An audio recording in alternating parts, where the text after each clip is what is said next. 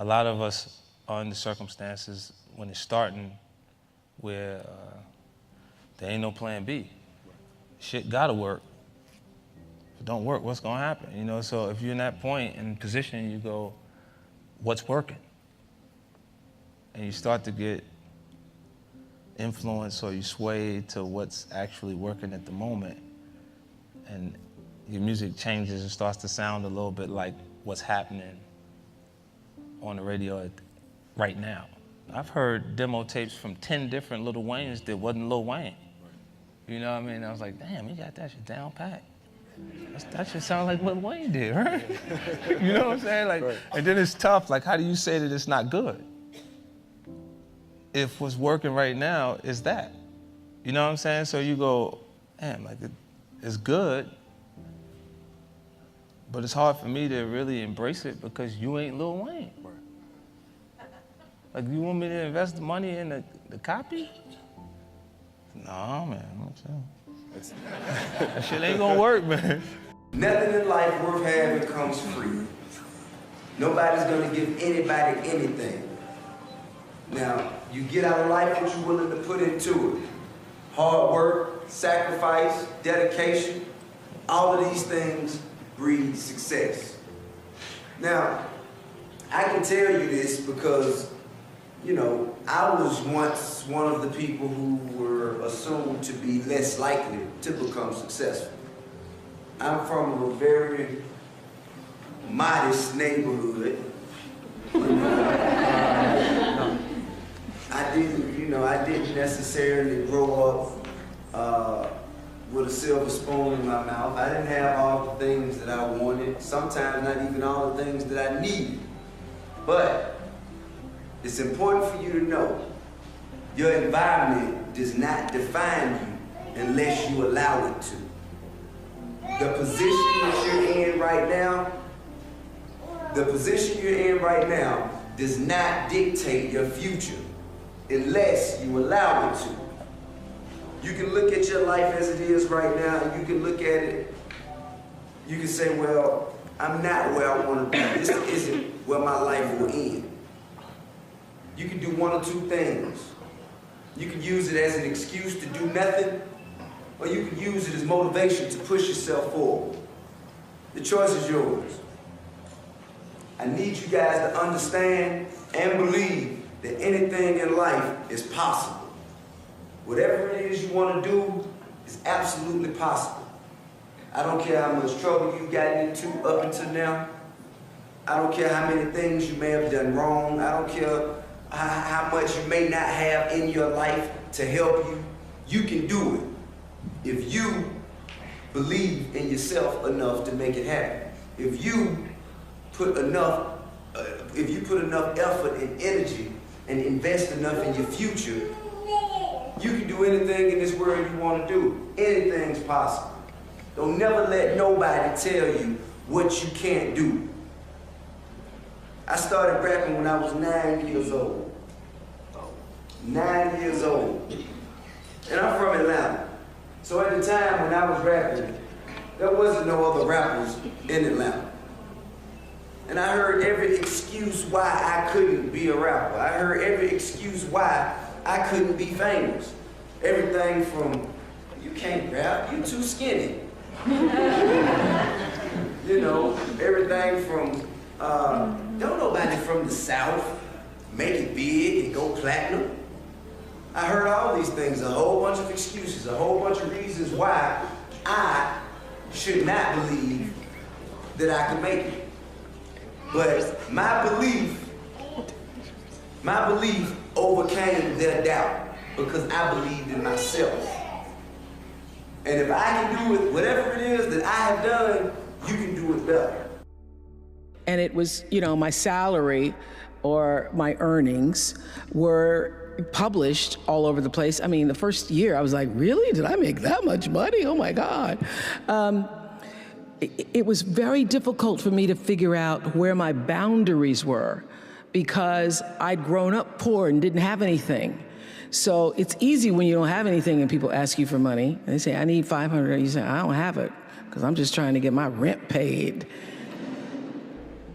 it's harder when your multi-million-dollar salary is now in the paper and you get a lot of friends and cousins you didn't have before.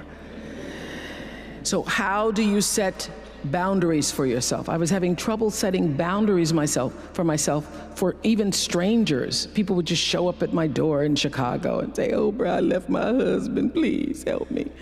And I would, because she knows I have it. So don't try that now, though, okay? Don't try that now, I figured it out. So what I learned is that, oh, the reason why people keep showing up is because my intention is to make them think that I'm such a nice person, that you can ask me for anything, you can get me to do anything, I'm gonna say yes, I'm gonna say yes. So when Stevie called me this time, I thought I'd try out my first no on Stevie. Let's start big. He wanted me to donate some money to a charity, and I didn't want to donate to the charity because I have my own charities and I care about a lot of people, but the problem is when you have money, everybody thinks you just want to give to everything. So every letter I ever get starts with, "We know you love the children." Yes, I do love the children, but somebody else is going to have to help the children. So I said to Stevie, no. And as a person who has that disease to please, I was waiting for him then to say, "I will never speak to you again. I will never call you. I will never sing a song for you." And he didn't. He just said, "Okay." "Okay? Okay, it's okay?" He said, "Okay, check you later." And what I learned from that is, many times you will have angst and worry about things and put yourself in a state, like someone said this morning because their phone went off, they were mortified over a phone, I said, really? You will put yourself in a state when the other person really isn't even thinking about you. So learning that I could specifically determine for myself what the boundaries were for me, what I wanted to do, give my money, give my time, give of my service to who I wanted to give it to when I did, that I get to make that decision. And just because you get 100 requests a week doesn't mean you have to try to fulfill all of that. Just because you have all of these demands on your time and on you doesn't mean that you have to say yes. You get to decide because you're the master of your fate. The captain of your soul, as William Ernest Henley said in Invictus. And understanding that really changed the meaning of my life in that I was no longer driven by what other people wanted me to do, but took charge of my own destiny, making choices based upon what do I feel is the next right move. If you don't have that anchor to keep you grounded somewhat, then you'll think it's like this all the time, and it's gonna always be like this. This is just what life is like, and it gives you a distorted vision of reality. So I like to keep myself grounded and connected to what I know is real. No matter how much you feel like you're prepared for something, it never happens on your time, like when you think you're ready. Like it's supposed to happen. It always happens when it's supposed to happen. Because the period that you feel ready and people are not acknowledging the material the way you feel like they should because it's good, is the time that you actually develop skin thick enough to survive when it does work. What I always tell people is this: you have to monitor your self-talk. Monitor your self-talk. If you go around tell people, "Oh, I have a horrible memory, I'm not smart enough, I'm getting too old," fill in the blank. First of all, if you fight for your limitations, you get to keep them. Does that make sense? A lot of people are like, "Oh, I'm so forgetful, I'm so busy," which that whole busyness really bothers me. Like where people, how are you doing? I'm just so crazy, so stressed, so busy. It becomes like a badge of honor that people wear all the time. And then what do you start reinforcing? Being busy, right? But here, going back to this, your self-talk is the program that will run, so you want to be mindful, right? And stand guard to your mind, because your mind is always eavesdropping on your self-talk. Your mind is always eavesdropping on your self-talk. I'm not interested in the financial outcomes. I want to continue success, but there's no specific mark of finances that'll work. Because to be honest with you, if I'm sitting here with you a year from now, 2 years from now, and they're like, you did it, you're a billionaire, I'm gonna still be saying, yeah, but I got another idea. Right. I got a new idea, and it's what I think is representation of a person who's truly ambitious. Because ambition isn't a learned behavior, it's a part of your natural character, and you'll always find something to be passionate about, or a new goal, or a new... You see guys sell companies $5-6 billion and go, yeah, okay, now what's the next one? We've talked about previously about mindset and about the importance of having a growth mindset. And I always talk about the second G for me is grit.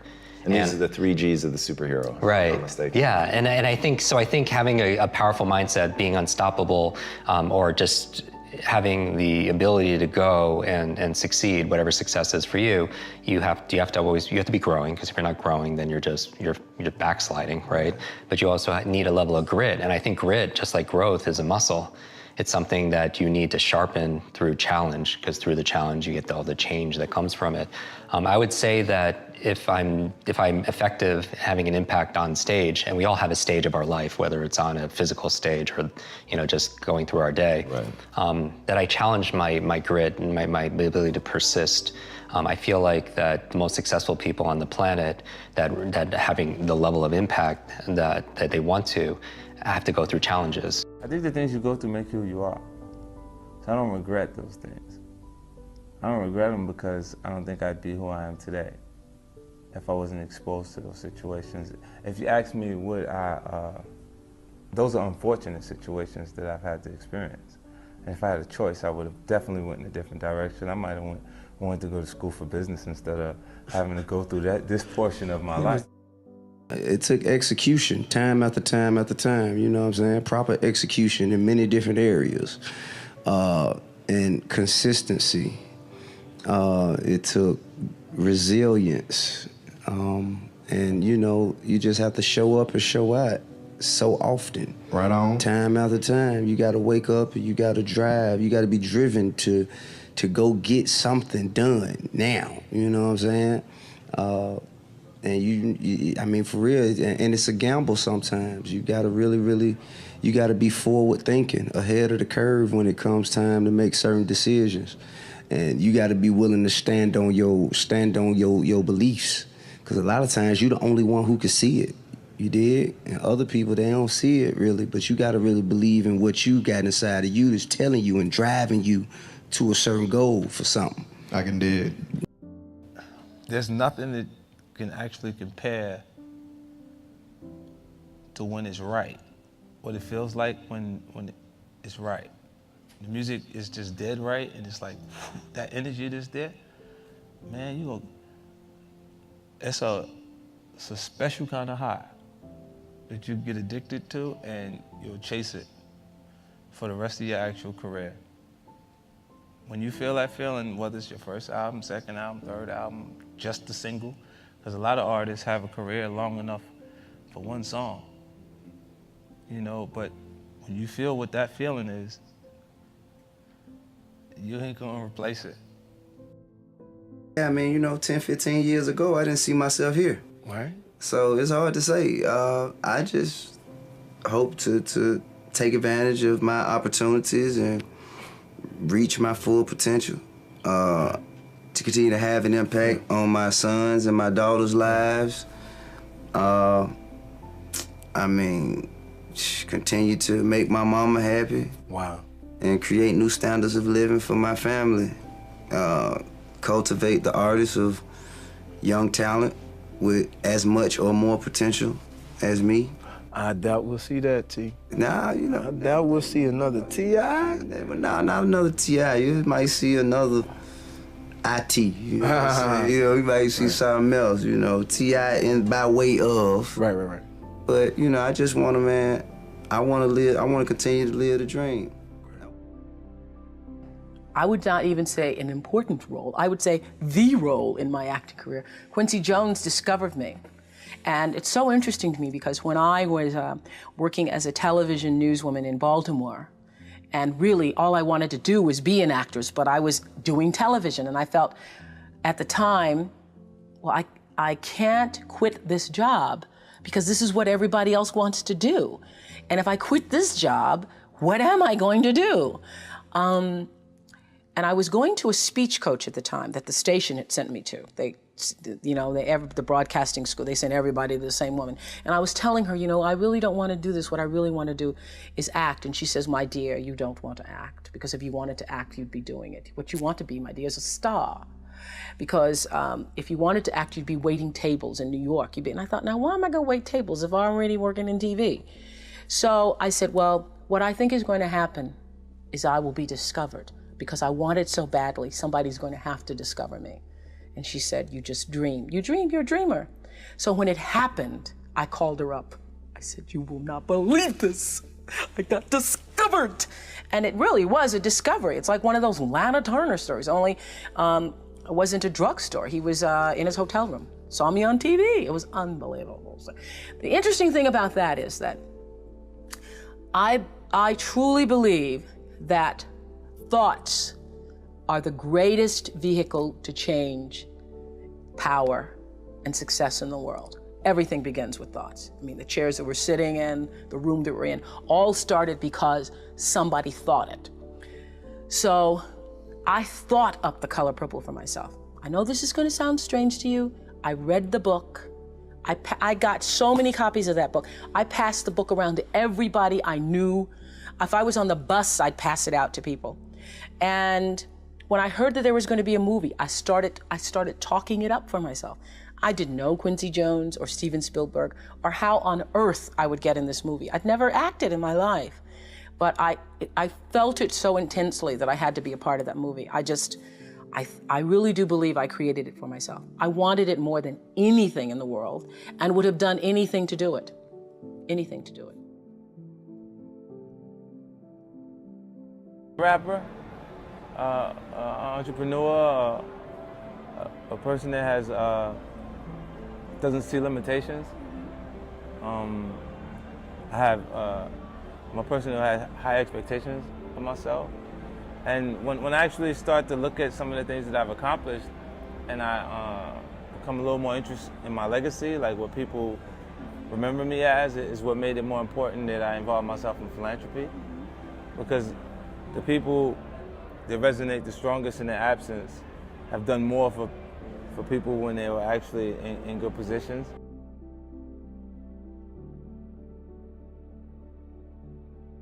So strongly that the reason I'm here is I dreamed big dreams. I dreamed the kind of dreams that other people said would not be possible. I'm also living proof. This isn't a Hollywood movie. I come literally from the other side of the tracks.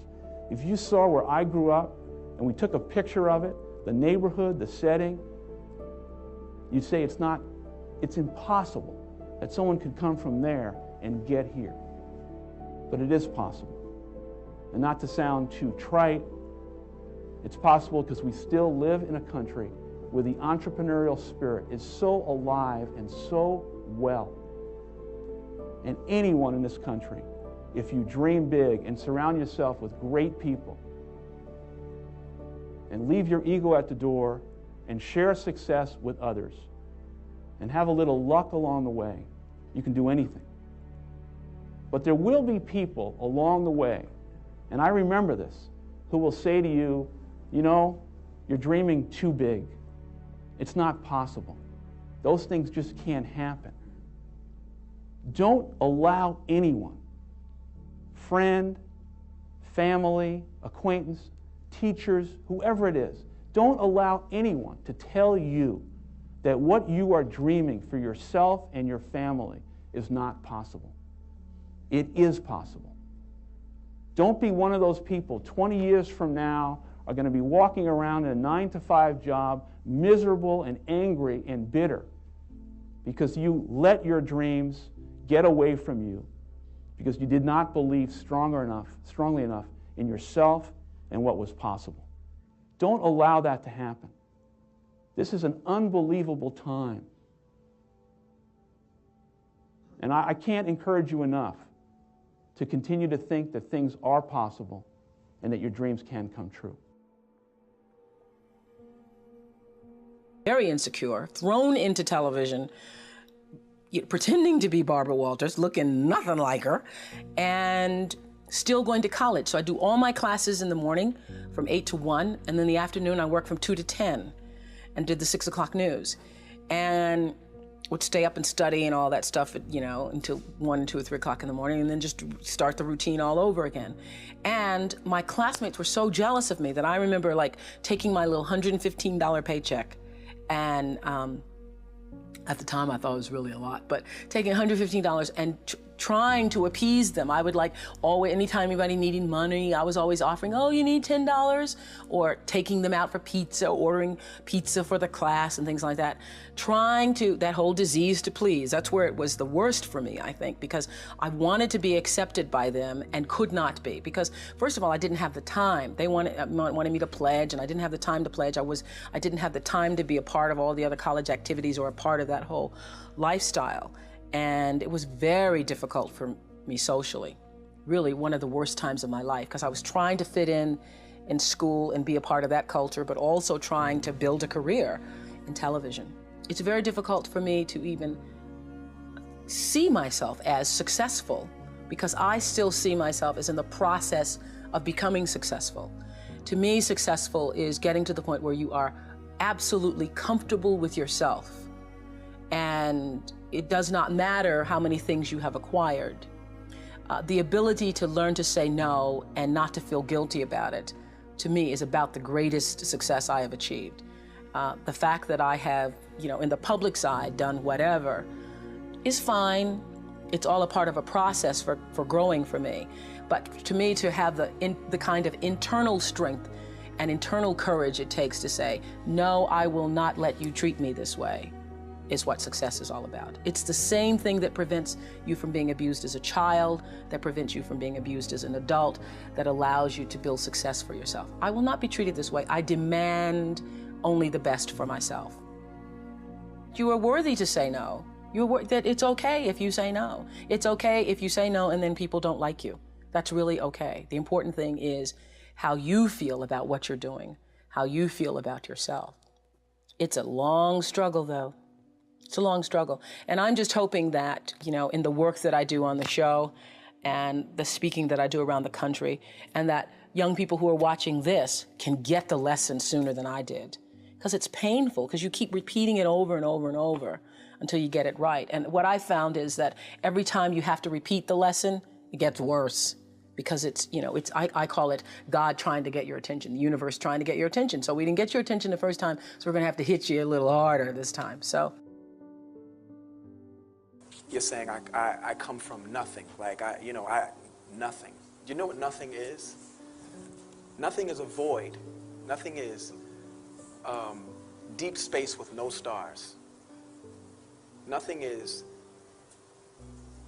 it's not possible for you to exist in nothing. So there's no such thing as nothing.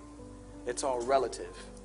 So when you say, I was just explaining this to an old friend the other day who was saying, I have it so hard, it's so tough, and it's so crazy, and, I don't have anything. Well, sure you do. You have the same things that Bill Gates has. Because just like him, when he dies, you know what you're going to take with you? That's exactly right. So while the apartment may smell funny, while there may be pests and rodents, because that's what people generally relate to nothing, right? Come from nothing. And the car is a Hyundai, if there is a car. Or there's bus tickets, or train and free lunch. Nothing, right? It's not true. Imagine the people who live out in remote villages that have never heard of the iPod. But they're happy. And they would argue with you when you tell them that they have nothing. Nothing is a perception. So if your reality is merely just your perception and a perspective, these things are interchangeable. So first, you need to, when you say you come from nothing, you should probably reevaluate that and think about it. Because if you're not cancer-stricken and you don't have AIDS you have your legs and your fingers, I'd say you have a bigger chance as you have a huge advantage over people who are amputees who are really doing good in life, and people who have had AIDS for 10 years who are really succeeding, and people who have cancer that are fighting every day, but still they are working at the things that they love to do in life. I would say you have a little bit more than what you thought was nothing. Care is not selfish. A lot of people, you know, they're there for their friends and their family and their clients and everybody else, but they're not refilling their cup. So I think that we have to be, you know, grow givers, meaning we grow so we have more to give to other people, so we have more impact with other individuals. So the behaviors are reading each day and putting together your to-do list, and I think having your not to-do list is so important. Having been sleep deprived for so many years, you know, I think a lot of people, I'm super sensitized to it, but I think one of the success rituals people should have is just going through and keeping a consistent not to-do list. And I think the most successful genius level individuals, one of the clues that they leave is their not to-do list is bigger than their to-do list, right? They don't check their phone in the morning, they don't take in, you know, everything is hell yes or it's hell no, right? That's their filter system. They don't, you know, they say no to good so they can say yes to great. Even brought it down to the perspective of a person that's in a staff meeting that is watching someone else raise their hand to answer a question that they know the answer to. And that means that person deserves to be ahead of you in life, because your fear of being wrong at that point is not allowing you to create your value. I remember being in high school for 20,000 kajillion years.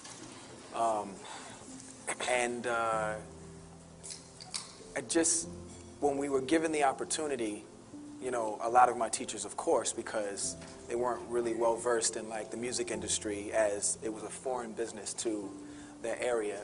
They're like, well, you know, make sure you get your education, and that they were right about. But they went a little bit beyond that. It went more toward the side of, and besides, you know, that only lasts for this long or that long, and I'm up here talking to you guys right now, so it just goes to show you what curiosity can do for the individual. If you're curious, you'll keep chasing it. That's why, you know, the mantra for Kindle is feed your curiosity.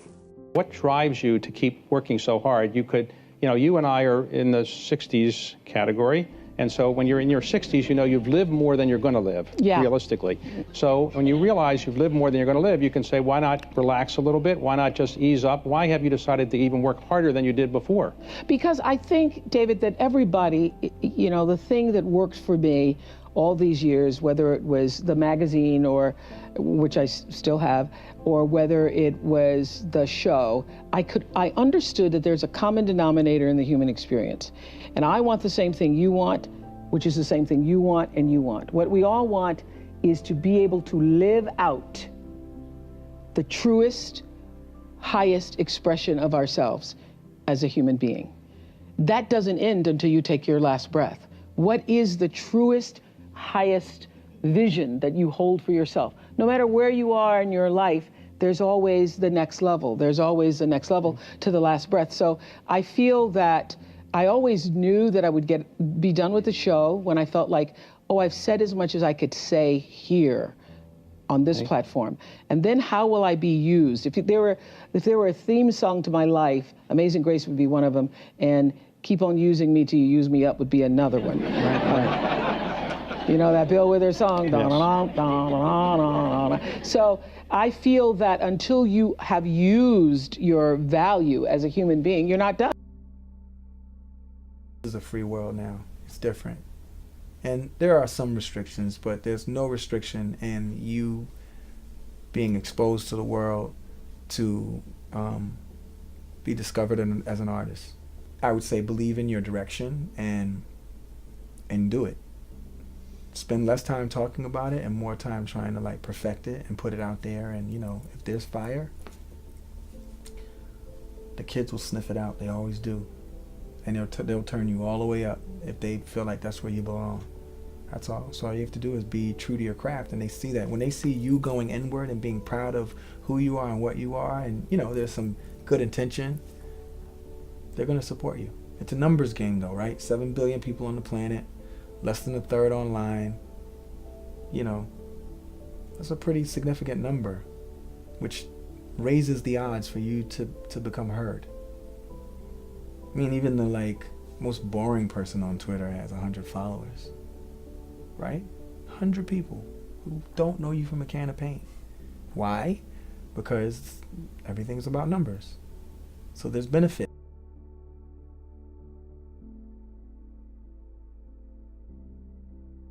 Create the highest, grandest vision possible for your life, because you become what you believe.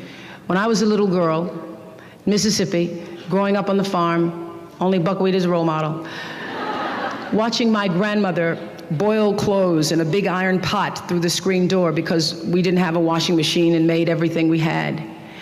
I watched her and realized somehow inside myself, in the spirit of myself, that although this was segregated Mississippi and I was colored and female, that my life could be bigger, greater than what I saw. I remember being 4 or 5 years old. I certainly couldn't articulate it, but it was a feeling, and a feeling that I allowed myself to follow. I allowed myself to follow because if you were to ask me what is the secret to my success, it is because I understand that there is a power greater than myself that rules my life. And in life, if you can be still long enough in all of your endeavors, in the good times, the hard times, to connect yourself to the source. I call it God. You can call it whatever you want to, the force, nature, Allah, the power. If you can connect yourself to the source and allow the energy that it is your personality, your life force, to be connected to the greater force, anything is possible for you. I am proof of that. I think that my life, the fact that I was born where I was born and the time that I was and have been able to do what I've done, speaks to the possibility, not that I am special, but that it could be done. Have to be sort of open, and I'm not sure that, you know, it's cool to be like super open-minded, you know, and then when you are, or when you see people that are, everyone like rolls around like, you know, coining them geniuses, and really all it is just like being open to other things in the world.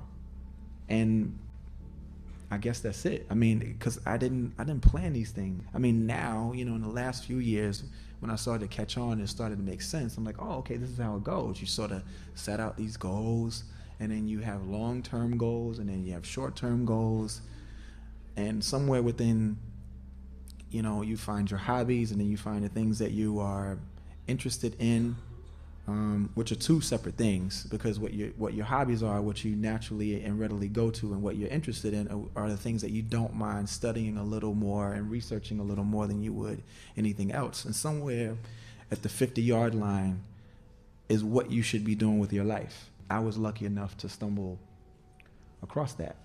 I look at every opportunity as something that cements the next block in your sidewalk. And it's just important to, like, you know, don't look over your shoulder every 5 minutes. If anything, just continue to stand on your tippy toes to see how far you can see and what's in the horizon.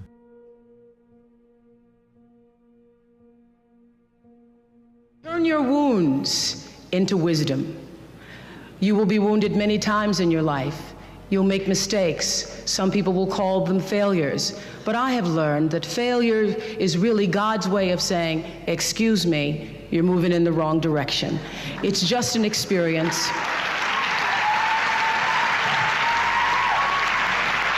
Just an experience. Just an experience.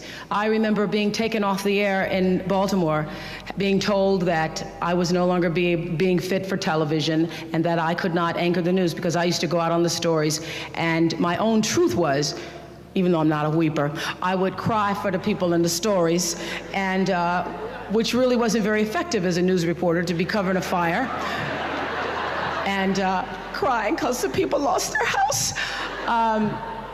And it wasn't until I was demoted as a on-air anchor woman and thrown into the talk show arena to get rid of me that I allowed my own truth to come through. And the first day I was on the air doing my first talk show back in 1978, it felt like breathing, which is what your true passion should feel like. It should be so natural to you.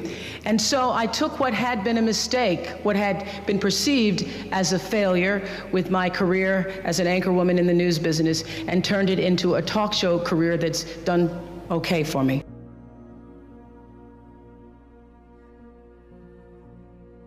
We all have egos, and it's okay to have a sense of self-awareness and identity, but it's not okay to have an ego, because what an ego does is, the ego is a funny entity within the human brain. It is on your side when you are doing great. But have you ever noticed when you think you failed, it's the ego in your mind that tells you it's so bad. Everyone's looking at you. You start to sweat across your forehead, and you're like, oh my God, I can't believe this is happening. The whole entire world is watching. And none of it is true. When you're doing great, you shouldn't listen to that voice. When you're not doing as great, you shouldn't listen to that voice, because it's not good. When you're doing great, it's gonna get you hooked on that feeling, so that when you come down, because life is a roller coaster. There's valleys and peaks. When you hit that valley, if you can't deal, then you won't make it. I started the school, and I said to my beloved friend, Maya Angelou, I said, Maya, I'm just so proud that I was able to create the school. And I said, this is going to be my greatest legacy. And Maya said to me, you have no idea. Right. You have no idea what your legacy will be, she said to me, because your legacy is every life you've touched. And that shifted the way I saw legacy, or what you leave behind, or what you do. Because Maya was explaining to me that, over all the years of watching your show, everybody who decided that they were going to go back to school or lose weight or no longer hit their children or get out of a bad marriage, all of those people who have seen and experienced your voice. And the same thing with everybody here. You have no idea what your legacy will be. Your legacy is every life that you've touched. And we like to think of it, I know you have done amazing things with your philanthropy. We like to think that these great philanthropic moments are the ones that leave the impact or will make the huge difference in the world. But it's really what you do every day. It's how you use your life to be a light to somebody else's, and it's how you use your work as an expression of your own art. Individuality, and just appreciating like the way I think and the way I feel, and having, letting that have some value and worth, and depending on that. So, you know what, if everybody else is, what is it, the 4 or 5? Y'all got like 29 million highways out here. Yes, sir. Right? Take a different route. If y'all got traffic there, isn't that what you guys do? You get off on the next exit and you go somewhere else. You rather sit in the traffic with a stoplight than to be on the 405 trapped. Right. You know what I'm saying? And I think that like individuality is a wonderful thing. It's the reason why Drake is so good. It's the reason why Lord is so good. It's the reason why, the West Coast own Tyler the Creator and Our Future and Kendrick Lamar. Like, these are all, like, none of those guys sound alike, yet and still they're all out at the same time. Right. Doing their, prospective things, right? So it's betting on yourself and betting on your difference and appreciating the rarity of how you think.